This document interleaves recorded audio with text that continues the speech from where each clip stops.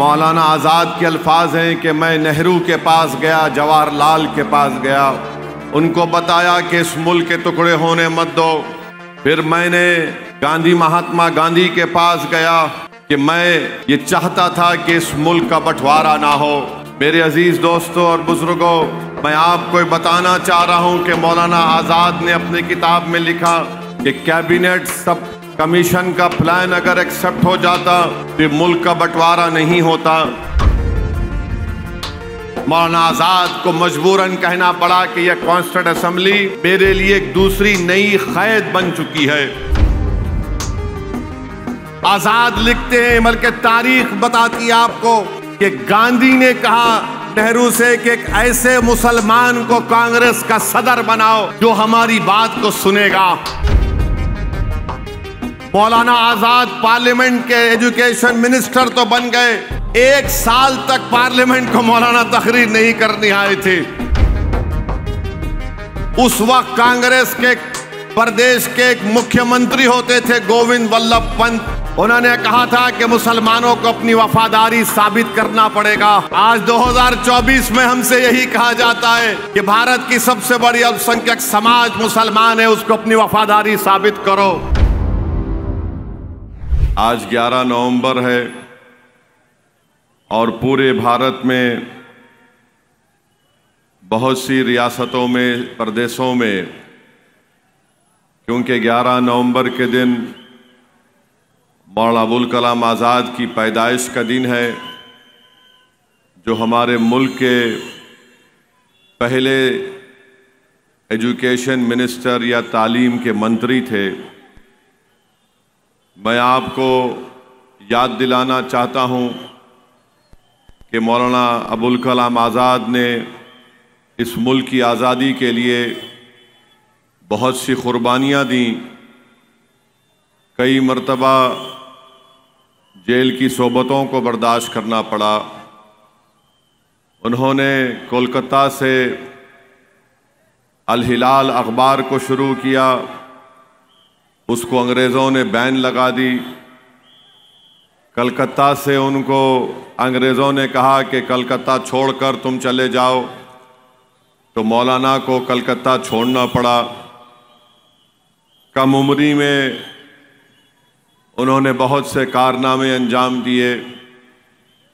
Jail में थे तो तर्जुमा कुरान शरीफ का तर्जुमा उन्होंने किया। मेरे अजीज़ दोस्तों और बुज़ुर्गों, मगर मैं आपको एक तल्ख़ हकीकत भी याद दिलाना चाहता हूँ। मौलाना अबुल कलाम आज़ाद ने एक किताब लिखी थी, इंडिया विंस फ्रीडम।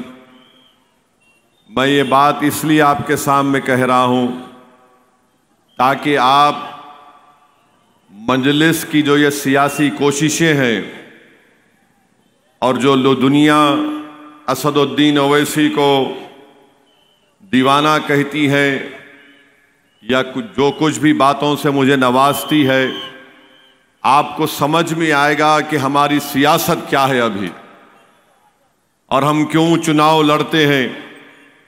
हम क्यों ये कहते हैं कि भारत में अगर सब समुदायों की एक पॉलिटिकल लीडरशिप है तो सबसे बड़ी अक़लियत इस देश में मुसलमान हैं, उनके भी एक पॉलिटिकल लीडरशिप होनी चाहिए। मौलाना आज़ाद अपनी किताब इंडिया विंस फ्रीडम में लिखे, जिसको उन्होंने वसीयत की थी कि मेरे मरने के 30 साल के बाद इसको आवाम में लेकर आना। मौलाना आज़ाद लिखते हैं अपनी किताब में कि मैं भारत के पार्टीशन के खिलाफ था और जब पार्टीशन की बात हो रही थी, ये मौलाना आज़ाद के अल्फाज हैं कि मैं नेहरू के पास गया, जवाहरलाल के पास गया, उनको बताया कि इस मुल्क के टुकड़े होने मत दो। फिर मैंने महात्मा गांधी के पास गया कि मैं ये चाहता था कि इस मुल्क का बंटवारा ना हो। मेरे अजीज दोस्तों और बुजुर्गों, मैं आपको बताना चाह रहा हूं कि मौलाना आज़ाद ने अपनी किताब में लिखा कि कैबिनेट सब कमीशन का प्लान अगर एक्सेप्ट हो जाता तो मुल्क का बंटवारा नहीं होता। मौलाना आज़ाद ने अपनी किताब में नेहरू के बारे में क्या लिखा आप पढ़ लीजिए। मेरे अजीज दोस्तों और बुजुर्गों, मुल्क का बंटवारा हो गया, मौलाना आज़ाद उसके खिलाफ थे। मौलाना आज़ाद लिखते हैं कि जब संविधान बनाने के लिए कॉन्स्टिट्यूएंट असेंबली बनाई गई तो उस कॉन्स्टिट्यूएंट असेंबली में मुसलमानों के लिए एक अलहदा इलेक्टोरेट था जिसको ख़त्म करके रख दिया गया। और फिर उसके बाद उस वक्त रिजर्वेशन मिलता था, तहफ़्फ़ुज़ात, आरक्षण मिलता था मुसलमानों को। मौलाना लिखते हैं कि ये कॉन्स्टिट्यूएंट असेंबली मेरे लिए और मौलाना हिफ्ज़ुर रहमान के लिए एक नई क़ैद बनकर रह गई। आज़ाद लिखते हैं कि मैं जब कभी भी रिजर्वेशन की बात उस कॉन्स्टिट्यूएंट असेंबली में उठाता तो उस वक्त कांग्रेस पार्टी में एक तजम्मुल साहब थे और एक मोहतरमा अजीजुल कुछ नाम था मोहतरमा का। वो फौरन खड़े होकर बोलते ये देश के हित में नहीं है रिजर्वेशन। यहां से आप मेरी एक एक बात को गौर से सुनो और याद रखो, तभी आपको असदुद्दीन ओवैसी की सियासत समझ में आएगी, मजलिस की जो है समझ में आएगी। जब मौलाना हिफ्ज़ुर रहमान और आज़ाद रिजर्वेशन की बात करते तो कांग्रेस पार्टी से ही कोई खड़ा होता था, तजम्मुल और एक अजीजुल मोहतरमा नाम थी उनका। नहीं नहीं, देश के हित में नहीं चाहिए हम मुसलमानों को रिजर्वेशन।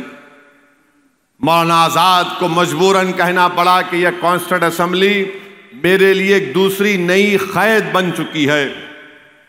फिर उसके बाद पार्लियामेंट में जब संविधान बन रहा था तो कमेटी थी, उस कमेटी में मुसलमान मेंबर थे और जब उस कमेटी के सामने मुस्लिम आरक्षण का मसला आया तो जितने मुसलमान उस कमेटी में बैठे हुए थे सब खामोश बैठ गए, कोई एक लफ्ज नहीं कहा।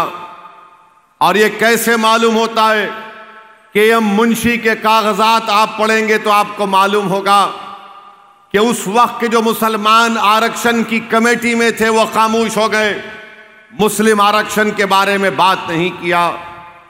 मेरे अजीज दोस्तों और बुजुर्गों, मौलाना आज़ाद लिखते हैं कि मैं जब दूसरी मर्तबा कांग्रेस का सदर बना तो मुझे इस्तीफा देना पड़ा।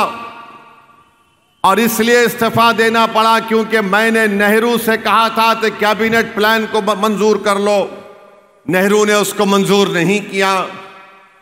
आज़ाद लिखते हैं, बल्कि तारीख बताती है आपको कि गांधी ने कहा नेहरू से कि एक ऐसे मुसलमान को कांग्रेस का सदर बनाओ जो हमारी बात को सुनेगा।